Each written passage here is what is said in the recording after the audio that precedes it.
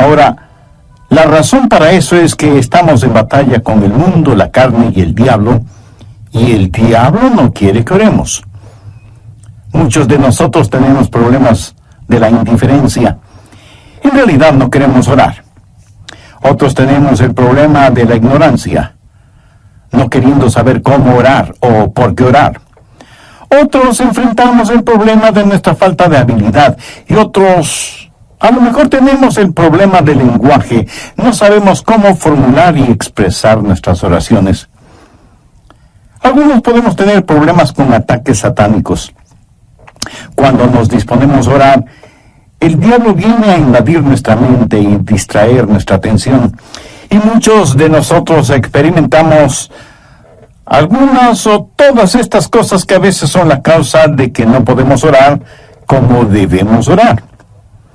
Dios sabe esto y nos ha dado a alguien para que nos ayude en nuestra vida de oración. Ese alguien es el Santo Espíritu de Dios. Veamos Romanos 8, versos 26 y 27. Y de igual manera el Espíritu nos ayuda en nuestra debilidad, pues qué hemos de pedir como conviene no lo sabemos. Pero el Espíritu mismo intercede por nosotros con gemidos indecibles. Mas el que escudriña los corazones sabe cuál es la intención del Espíritu, porque conforme a la voluntad de Dios, intercede por los santos. ¡Qué extraordinarios son estos versículos! Ruego a Dios que nos ayude a entenderlos. Este es uno de varios textos en la Biblia que enseña que debemos orar en el Espíritu. Por ejemplo, Efesios 6:18, Pablo dice, orando en todo tiempo con toda oración y súplica en el Espíritu. No está hablando de oraciones emocionales, epidérmicas, ni siquiera hace referencia a orar con energía. El apóstol está haciendo referencia al Espíritu Santo. Y en el clásico versículo 20 de Judas leemos, pero vosotros, amados, edificándoos sobre vuestra santísima fe, orando en el Espíritu Santo. El orar en la carne es fracasar. El orar en el Espíritu es tener éxito. Ahora, cuando hablo de la carne, usted sabe que no me refiero a nuestra piel, huesos, músculos, venas, nervios, glóbulos, células y las mil y una cosas que hacen o conforman nuestro cuerpo físico, que es la casa humana en la cual vivimos. En términos bíblicos, carne también quiere decir nuestra vieja naturaleza. ¿Alguna vez se ha preguntado por qué la iglesia primitiva fue capaz de hacer lo que hizo? Porque esa iglesia caminaba, por así decirlo, sobre sus rodillas. Esa iglesia fue poderosa porque fue poderosa en la oración. Y fue poderosa en la oración porque estaba llena del Espíritu Santo. En Romanos 8 encontramos 7 maneras en que el Espíritu Santo le ayudará en su vida de oración. También veremos la necesidad no solo de ser salvos, sino también de ser llenos del Espíritu Santo. Primero, el Espíritu Santo trabaja en la activación de su voluntad para orar. Veamos Romanos 8, versos del 5 al 7. Porque los que son de la carne, esto hace referencia a nuestra naturaleza adámica, piensan en las cosas de la carne, pero los que son del Espíritu en las cosas del Espíritu. Porque el ocuparse de la carne es muerte, pero el ocuparse del Espíritu es vida y paz. ¿Se pregunta usted a veces por qué no quiere orar? Mire lo que dicen los versículos 7 y 8. Por cuanto los designios de la carne son enemistad contra Dios, porque no se sujetan a la ley de Dios, ni tampoco pueden. Y los que viven según la carne no pueden agradar a Dios. Esta es la razón por la que dije que orar en la carne es fracasar. Orar en el Espíritu es tener éxito. Debemos admitirlo de una buena vez. Muchos de nosotros no oramos simplemente porque no queremos orar. Razonemos un poquito. ¿Acaso no hacemos lo que queremos hacer? Entonces, ¿por qué no queremos orar? Porque a nuestra naturaleza carnal no le gusta orar. Así que cuando no queremos orar, ¿qué nos dice eso? Nos dice que tenemos una mente carnal en vez de tener una mente espiritual. Su mente carnal tiene tanto deseo de orar como un perro puede tener de escuchar ópera. Porque hay algo en nuestra vieja naturaleza que no solo que no quiere orar, sino que siente antipatía hacia la oración. Y necesitamos dejar de tratar de ocultarlo y admitir que esa es la razón cuando no oramos. No queremos orar. Solo el Santo Espíritu de Dios puede activar su voluntad para orar. Pero ¿cómo sucede eso? Veamos Romanos 8:15. Pues no habéis recibido el espíritu de esclavitud para estar otra vez en temor, sino que habéis recibido el espíritu de adopción.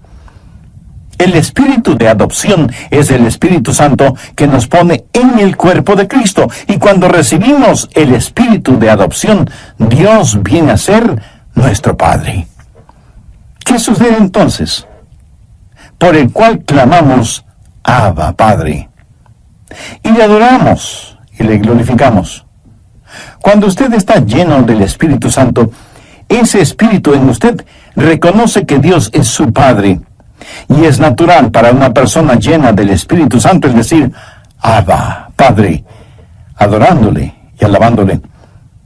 Ahora veamos Gálatas 4:6. Pablo dice, y por cuanto sois hijos, Dios envió a vuestros corazones el Espíritu de su Hijo, el cual clama, Abba, Padre. ¿Le gustaba a Jesús orar? Pues claro que sí. Era natural para Jesús el orar, por supuesto. ¿Quién es el Espíritu Santo? Es el Espíritu del Hijo de Dios. Si el Espíritu Santo está en su corazón y en control de su vida, ¿qué sucederá? Usted tendrá la naturaleza de Jesús, será como Jesús. Y así como fue normal y natural para Jesús el orar a Dios el Padre, también será para usted natural y normal el hacerlo. Cuando el Espíritu Santo de Dios está en usted y usted está rendido al Espíritu, no caminará en la carne. Y el orar será tan normal como el respirar. Esta es la respuesta al problema de falta de apetito para la oración. ¿Qué es lo que hace el Espíritu Santo? Su ministerio es la activación de la voluntad en la oración. Anota al margen en Filipenses 2:13. Porque Dios es el que en vosotros produce así el querer como el hacer, por su buena voluntad. Cuando usted está lleno del Espíritu Santo, anhelará el orar. Así que, si no tiene deseos de orar, admítalo. La mente carnal es enemiga de Dios. Por eso, el primer ministerio del Espíritu Santo es la activación de nuestra voluntad para orar en el Espíritu. Porque Dios es el que en vosotros produce así el querer como el hacer por su buena voluntad. Segundo, el Espíritu Santo trabaja animando nuestros cuerpos. Cuando usted ora, se siente cansado, adormecido, con pereza, no puede concentrarse y su mente divaga. Y aunque usted no lo admita, sabe que esto es verdad, pero ¿por qué? Porque no solo tenemos problemas con nuestra voluntad, sino también con nuestros cuerpos. Por eso el Espíritu Santo no solo activará nuestra voluntad, sino que también animará nuestro cuerpo. Ahora no estoy diciendo que cada vez que usted se siente cansado es un pecado, o que está fuera de la voluntad de Dios. No. Hay un descanso que es legítimo. Aún Jesús les dijo a sus discípulos que descansaran por un momento. Y el mismo Señor Jesucristo una vez estuvo tan cansado que se quedó dormido en un barco en medio de una tormenta. De hecho, qué estupendo es estar cansado para poder dormir profundamente, ¿no le parece? Pero a veces cuando va a orar, él comienza a bostezar, se siente medio dormido y su mente no puede concentrarse en la oración. De pronto en la televisión usted ve que su equipo favorito está jugando y como por arte de magia usted está totalmente despierto y alerta. ¿Dónde entonces está el problema? Su problema no es físico. Es el diablo que, utilizando el cuerpo suyo, lo mantiene alejado de la oración. Recuerda lo que pasó en el jardín de Getsemaní. Mateo 26, los versos 40 y 41. Jesús había pedido a sus discípulos que velaran y oraran. La Biblia dice: vino luego a sus discípulos y los halló durmiendo. Y dijo a Pedro: así que no habéis podido velar conmigo una hora. Velad y orad, para que no entréis en tentación. El espíritu a la verdad está dispuesto, pero la carne es débil. Entonces, ¿qué es lo que usted necesita? Necesita ayuda. Es el Santo Espíritu de Dios que está dispuesto a ayudarle a orar en esos momentos y lo hará refrescando, poniendo vigor en su cuerpo. Romanos 8, versos 10 y 11. Pero si Cristo está en vosotros, el cuerpo en verdad está muerto a causa del pecado, mas el Espíritu vive a causa de la justicia. ¿Qué significa esto? Significa que usted ha sido crucificado con Cristo y debido a su pecado, ese pecado fue llevado a la cruz. Jesús no solo se dio por usted, sino que se dio a usted. Cuando Jesús se dio por usted, el cuerpo es muerto a causa del pecado, pero cuando Jesús se dio a usted, el Espíritu es vida debido a la justicia. Mire lo que dice el verso 11. Y si el Espíritu de aquel que levantó de los muertos a Jesús mora en vosotros, el que levantó de los muertos a Cristo Jesús vivificará también vuestros cuerpos mortales por su Espíritu que mora en vosotros. Vivificará vuestros cuerpos mortales, o sea, le dará vitalidad, energía, poder. Usted tendrá la energía y el poder para hacer la voluntad de Dios. Cuando el Espíritu está dispuesto y la carne es débil, cuando usted se rinde al Espíritu Santo de Dios, Él vivificará vuestros cuerpos mortales. Evidentemente Jesús no esperaba que Pedro, Santiago y Juan se durmieran en el jardín de Getsemaní. Pero la razón por la que ellos se durmieron es que estaban en la carne y no en el Espíritu. Sé por experiencia personal que cuando cedo a esos momentos de divagación mental y me siento como cansado y distraído, pero me rindo al Espíritu Santo, tengo energía y vitalidad. Déjeme darle un ejemplo de la vida de Jesús. La Biblia dice que Jesús, viajando por Galilea, dijo que le era necesario pasar por Samaria. Ese era un camino tortuoso, y a mitad del viaje, Jesús se sintió cansado. Llegó a una ciudad llamada Sicar. Está cansado, hace calor, está sediento y con hambre. Se sienta al borde de un pozo, y de pronto hay una oportunidad para ministrar. Una mujer samaritana se acercó al pozo para sacar agua y se encontró con Jesús, y él le ministró espiritualmente. Cuando los discípulos regresaron, encontraron a Jesús revitalizado. Ellos habían ido al pueblo para comprar alimentos para que Jesús recobre su energía y fortaleza, pero lo encontraron lleno de energía y vitalidad, y se preguntaron: ¿y quién le dio de comer?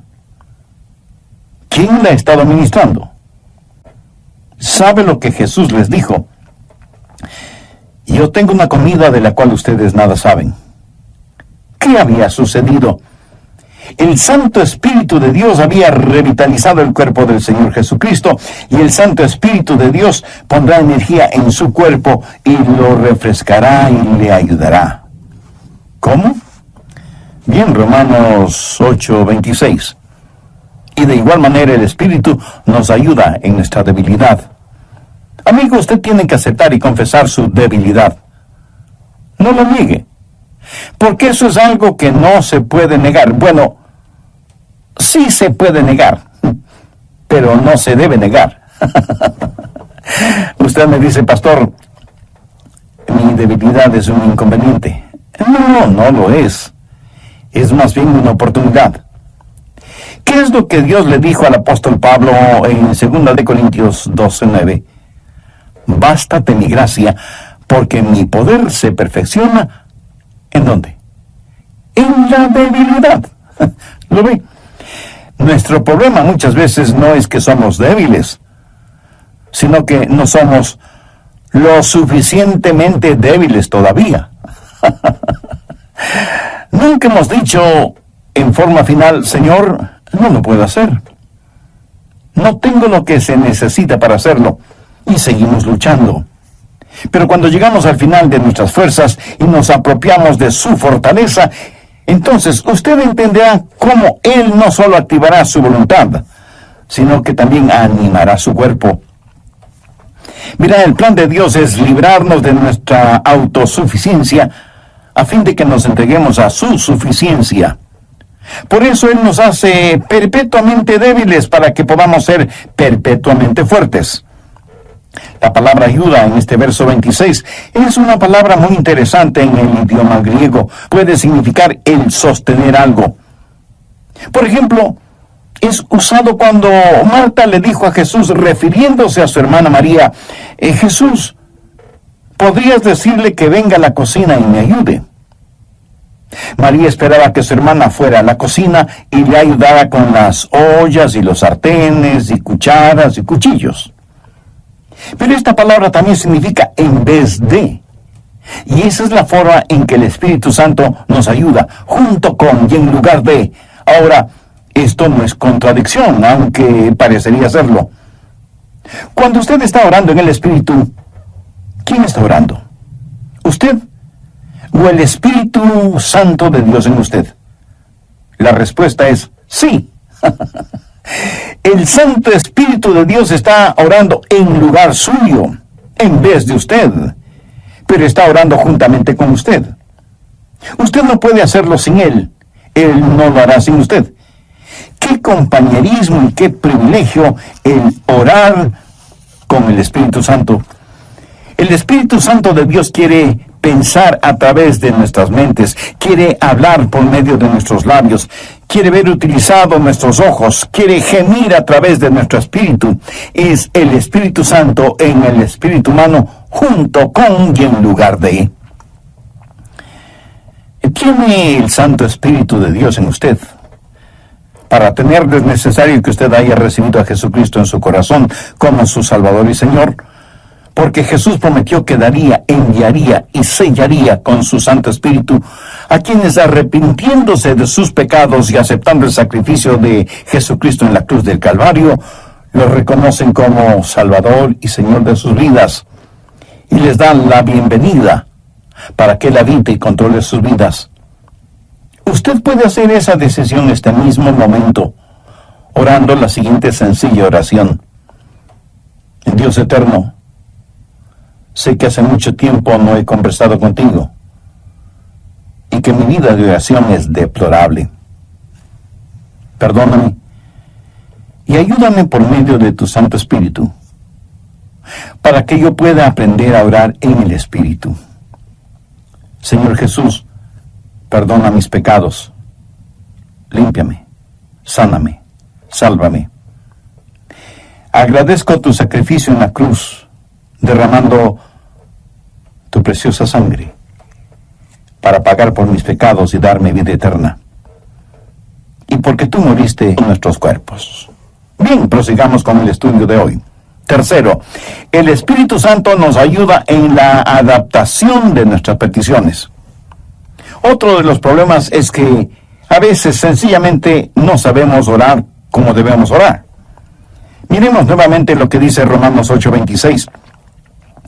Y de igual manera el Espíritu nos ayuda en nuestra debilidad, pues ¿qué hemos de pedir como conviene? No lo sabemos. Y eso es muy cierto. A veces sencillamente no sabemos qué pedir. Regresemos brevemente a Romanos 8:14. Porque todos los que son guiados por el Espíritu de Dios, estos son hijos de Dios. Todos tenemos cosas específicas por las cuales orar. Yo sé que debo orar por mi esposa, por nuestros hijos, por nuestros nietos. Sé que debo orar por mis hermanos pastores y por miembros de nuestra iglesia. Eso es parte de mi responsabilidad.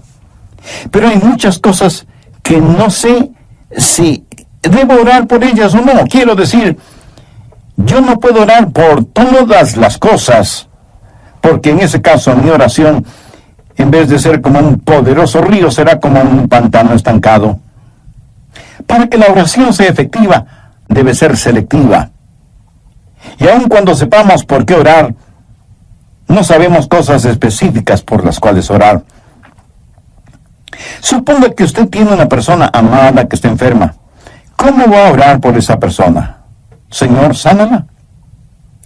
Pero, ¿qué si Dios quiere llevarse a esa persona al cielo? Usted sabe lo que Jesús dijo, oró en Juan 17:24. Padre, aquellos que me has dado, quiero que donde yo estoy, también ellos estén conmigo para que vean mi gloria. Nosotros oramos, Dios, permite que se queden. Jesús ora, Padre, permite que vengan. ¿Alguna vez usted ha pensado en eso? ¿Cuánta gente está orando por los perdidos? Por lo general, la gente ora por los enfermos. Y no solo oran por los enfermos, sino por los santos enfermos. Oran por su tía, que es una maravillosa creyente, o por el diácono Pérez, que es un genuino hombre de Dios, y piden que Dios les sane. Sí, es cierto. A veces Dios dirige nuestras oraciones en ese sentido. Pero ¿han notado que a veces tenemos más interés en mantener a los santos fuera del cielo que a los perdidos fuera del infierno? Cuando oramos, no estamos agonizando para que los perdidos se salven. Cuando el apóstol Pablo, siendo todavía Saulo de Tarso, estaba sembrando el pánico entre los primeros cristianos y fue el perseguidor de la iglesia, prácticamente enviaba a los cristianos a la muerte. Él aún sostuvo las ropas de Esteban, el primer mártir cristiano, mientras este gran hombre de Dios era apedreado hasta la muerte. ¿Se imagina a esos preciosos hermanos y hermanas de la iglesia primitiva sufriendo el odio de Saulo de Tarso, perseguidos, echados en las cárceles, muchas veces asesinados? ¿Se imagina a esos creyentes orando, Señor, Saulo es un archienemigo de tu iglesia, ten la bondad de eliminarlo? Pero Dios no eliminó a Saulo, más bien lo salvó y lo convirtió en el gran apóstol Pablo. Permítame ilustrar este punto. Cerca de su casa seguramente hay un poste de luz y casi en la punta tiene un transformador que recibe un alto voltaje. Increíble. De ese transformador sale la energía eléctrica para su casa, y esa energía eléctrica sirve para que usted encienda las luces de casa y ponga a funcionar todos sus electrodomésticos y equipo electrónico. Esa corriente eléctrica también le sirve para que usted pueda poner un par de rebanadas de pan en la tostadora que quedan doradas y calientitas. Ahora, escúcheme. Si el alto voltaje no pasara primero por el transformador y estuviera conectado directamente a la tostadora, su tostadora sería la tostada. El alto voltaje es controlado en el transformador. Es la misma energía, pero transformada. Escúcheme. El Santo Espíritu de Dios es como el transformador. Toma nuestras oraciones. Dios ve nuestro corazón y es el mismo Espíritu que hace intercesión por nosotros de acuerdo a la voluntad de Dios. En Romanos 8:27 leemos, mas el que escudriña los corazones sabe cuál es la intención del Espíritu, porque conforme a la voluntad de Dios intercede por los santos. Cuarto, el Espíritu Santo nos ayuda en la administración de nuestro acceso a Dios. Verá, usted no se presenta súbitamente delante de Dios. Y lo que voy a decir a lo mejor lo sorprenda. Usted necesita que alguien lo lleve a la presencia de Dios y le dé acceso hacia Él. ¿Qué es lo que dice Romanos 8, 14, 15? Porque todos los que son guiados por el Espíritu de Dios, estos son hijos de Dios. Pues no habéis recibido el espíritu de esclavitud para estar otra vez en temor, sino que habéis recibido el espíritu de adopción por el cual clamamos, Abba, Padre. Eso significa que es el Espíritu Santo de Dios el que nos da acceso. Anote Efesios 2:18. Porque por medio de él, los unos y los otros tenemos entrada por un mismo Espíritu al Padre. ¿Por medio de quién? Por medio de Jesús tenemos acceso por el mismo Espíritu al Padre. ¿Cómo trabaja la oración? Oramos a Dios por medio de Jesús en el Espíritu. Tenemos acceso por un mismo Espíritu al Padre. Alguna vez fui invitado a la oficina oval en la Casa Blanca para una reunión con el presidente de los Estados Unidos. ¿Cómo piensa usted que se entra a esa oficina oval? ¿Cree que simplemente sale del taxi, entra en la oficina oval y dice, hola, presidente? No. Usted no puede hacer eso. Primero, le llevan a un salón particular donde conoce a una persona que es el embajador personal del presidente y conversa con usted hasta que usted esté listo. Y entonces le guía hacia la oficina oval. Eso es lo que hace el Espíritu Santo cuando usted llega no a la oficina oval, sino a la oficina celestial. Cuando usted viene frente al trono de la gracia, tiene un Padre a quien orar, tiene un Salvador en nombre de quien orar, y tiene un Espíritu Santo que le ayudará a orar. ¿Alguna vez ha orado sintiendo que ora a Dios, pero no con Dios? Y tiene la sensación de que Dios está a millones de años de distancia. ¿Han escuchado la expresión, mis oraciones no pasan del tumbado? La oración no es simplemente el enviar cohetes de oración al cielo. Es el hablar con un amigo. Dios nos da la invitación real para que oremos, y Dios nos da un palacio y nos trae y nos guía, y tiene una persona de la realeza, el Espíritu Santo, para que nos lleve a su presencia. Quinto, el Espíritu Santo nos ayuda en la articulación de nuestras palabras. Otro problema cuando oramos es que se nos traba la lengua y como que nos quedamos sin palabras. ¿Saben lo que son las palabras? Las palabras son únicamente vehículos que transportan los pensamientos. Pero algunas veces esos pensamientos son demasiado pesados para ese vehículo. A veces esos pensamientos son tan profundos, tan grandes, tan imponderables, que no sabemos cómo expresarlos con palabras. Es entonces cuando necesitamos estar orando en el Espíritu. Veamos Romanos 8:26, la parte final del versículo. Pero el Espíritu mismo intercede por nosotros con gemidos indecibles. Cuando nuestros pensamientos son tan profundos que no podemos expresarlos con palabras, entonces el Espíritu Santo le dice a Dios lo que nosotros no podemos verbalizar. ¿Sabe usted que hay una manera de orar sin palabras? De acuerdo al versículo que acabamos de leer, ¿quién es el que emite gemidos indecibles? Es el Espíritu Santo fundido con el espíritu humano. La palabra gemido en el original significa dolores de parto. Si alguna vez ha estado cerca de una mujer que está dando a luz, la habrá escuchado dando gemidos de parto. Pero ¿sabe qué es ese gemido?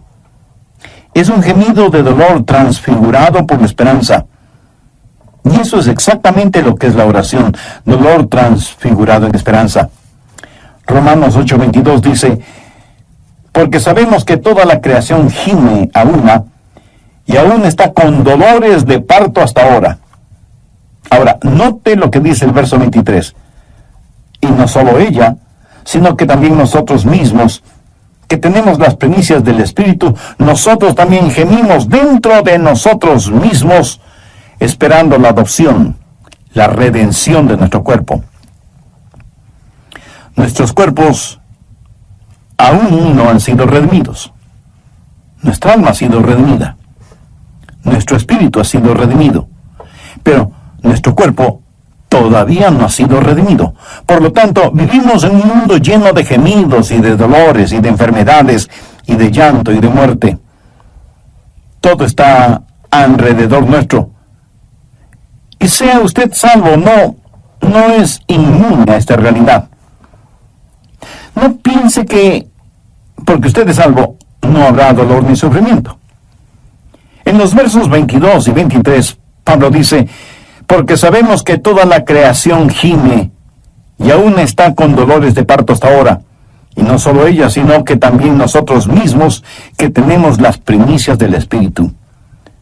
Cuando usted ora, el Santo Espíritu de Dios entra en esa agonía.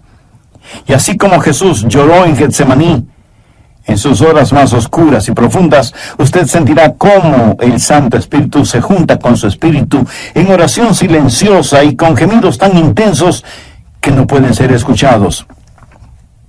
Si usted nunca ha experimentado esto, entonces usted no sabe lo que es en realidad orar.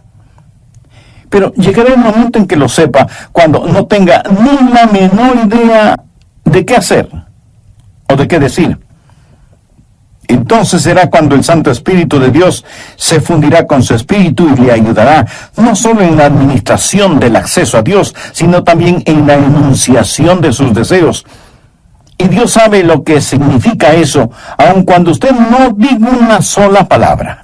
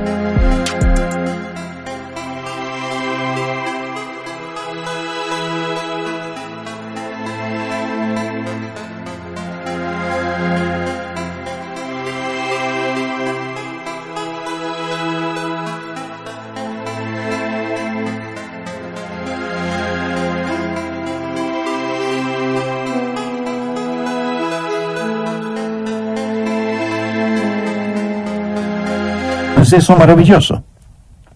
Sexto, la declaración de nuestra confianza viene del Espíritu Santo. Romanos 8, versos 26 y 27. Y de igual manera el Espíritu Santo nos ayuda en nuestra debilidad, pues ¿qué hemos de pedir como no conviene? No lo sabemos. Pero el Espíritu mismo intercede por nosotros con gemidos indecibles. Mas el que escudriña los corazones sabe cuál es la intención del Espíritu, porque conforme a la voluntad de Dios intercede por los santos. Y en el versículo 28 está la respuesta a la tácita pregunta: ¿cuál es la voluntad de Dios? Y sabemos que a los que aman a Dios, todas las cosas les ayudan a bien. Esto es, a los que conforme a su propósito son llamados. Y surge de inmediato la pregunta: ¿cuál es el propósito de Dios? Y el versículo 29 tiene la respuesta: para que seamos hechos conforme a la semejanza de su Hijo. Pero a veces usted ora y gime y llora y suplica y nada sucede. Y usted dice: le oré a Dios y no escuchó mi oración. Amigo, sí la escuchó. Recuerde que todas las cosas obran para bien. Literalmente significa que Dios está haciendo todas las cosas para el bienestar suyo. Pero escúcheme con atención. El plan de Dios para usted no es primordialmente el hacerle saludable, millonario y feliz. El plan de Dios para usted es santificarle y hacerle a la semejanza de su Hijo Jesucristo. Dios sí escucha nuestras oraciones. Y usted puede pedir cierta cosa, pero Dios le da otra diferente, que le ayudará a usted a hacer más y más, a la semejanza del Señor Jesucristo. Amigo, de eso se trata todo. La oración no convierte a Dios en una especie de mensajero celestial que está esperando recibir sus órdenes para complacer sus deseos y caprichos. De ninguna manera. La oración es el plan de Dios para hacerle a usted a la semejanza de su Hijo. Una vez tuve una tremenda carga de oración, la más pesada que he tenido. Llegué al punto no solo de pedirle a Dios, sino de gritarle a Dios, no por falta de respeto, sino más bien motivado por la desesperación, no en forma desafiante, sino angustiada. Le dije: Señor, ¿dónde estás que no me escuchas? ¿Sabe lo que Dios hizo? Claramente escuché su voz en mi mente cuando me dijo: Adrián, he escuchado tu oración. Me ocuparé del asunto. No me dijo cómo. Solamente me dijo que no me preocupara, que Él se encargaría de todo. Ese es el significado de Romanos 8:28. Y sabemos que a los que aman a Dios todas las cosas les ayudan a bien. Esto es, a los que conforme a su propósito son llamados. Esa es una declaración de nuestra confianza. Séptimo, cuando oramos en el Espíritu, hay una amplificación de nuestra victoria. Permítame que le diga un secreto. Al diablo no le gusta que usted ore. Miremos lo que dice Romanos 8, 31 y 32. ¿Qué pues diremos a esto? Si Dios es por nosotros, ¿quién contra nosotros? El que no escatimó ni a su propio Hijo, sino que lo entregó por todos nosotros, ¿cómo no nos dará también con Él todas las cosas? El diablo hará no solamente lo posible, sino hasta lo imposible para impedir que usted ore. Cuando ora, tenga la seguridad que sentirá el ataque de Satanás. Toda la artillería del infierno está en su contra cuando ora. ¿Por qué? Creo que el diablo les dice a sus demonios: muchachos, vamos a evitar como sea que... Y aquí él dirá su...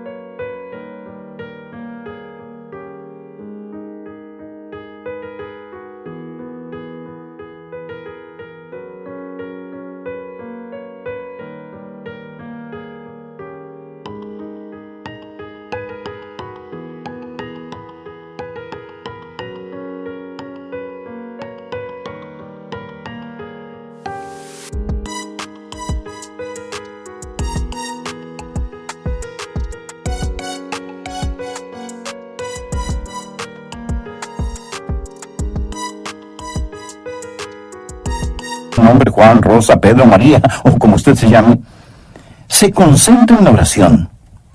Si él o ella no pueden orar, les venceremos siempre. Pero si logran orar, ellos nos vencerán siempre. Amigos, Satanás está en su contra, es su enemigo, pero si Dios es por nosotros, ¿quién contra nosotros? Por eso usted no puede orar en la carne, porque si lo hace así será presa fácil de Satanás. Pero cuando ora en el Espíritu, si Dios está con usted, ¿quién puede estar en su contra? Escúcheme. Si usted todavía no es un creyente en el Señor Jesucristo, este momento puede ser el más extraordinario de su vida si lo acepta como Salvador y Señor. Este momento puede ser el primer instante de su nueva vida. Hoy puede abrir su corazón al Señor, tener el perdón de sus pecados y tener al Santo Espíritu de Dios morando en usted y ayudándole a orar y a ser la clase de persona que Dios quiere que usted sea, y dándole la absoluta seguridad de que cuando muera irá a estar con Jesús en el cielo. Cuando el carcelero que cuidaba a Pablo y a Silas les preguntó: señores, ¿qué debo hacer para ser salvo? Ellos dijeron: cree en el Señor Jesucristo y serás salvo tú y tu casa. Esa palabra creer no